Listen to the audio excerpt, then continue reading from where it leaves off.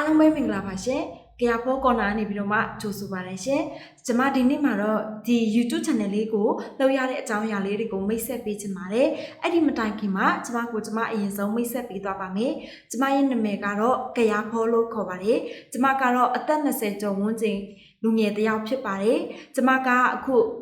ကုမ္ပဏီတစ်ခုမှာအလုပ်လုပ်နေပြီးတော့မှညဘက်မှာဆိုရင်တော့ကိုရီးယားစာကိုလေ့လာနေတဲ့လူတစ်ယောက်ဖြစ်ပါတယ်။ကျွန်မဒီ channel လေးကိုထောင်ရတဲ့ရည်ရွယ်ချက်ကတော့ဒီ YouTube channel မှာ description ရေးထားတဲ့အတိုင်းပဲဖြစ်ပါတယ်။ဒီ channel လေးဟာဆိုရင်စိန်ခေါ်မှုတွေစိုက်နေတဲ့တူအတွက်ဘာသာစကားလေ့လာရတာစိုက်တဲ့တူအတွက်အထူးသဖြင့်အသက်20လူငယ်တွေအတွက်အကျိုးရှိစေမှာဖြစ်ပါတယ်။ Juicy Much ဝဲပြောထားတာလေးကတော့ကျွန်တော်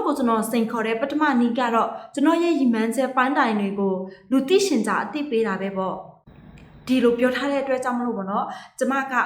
ရဲ့ရည်မှန်းချက်တွေကိုဒီကကြည့်ရှုသူတွေနဲ့အတူတူကျမကအသိပေးပြီးတော့မှ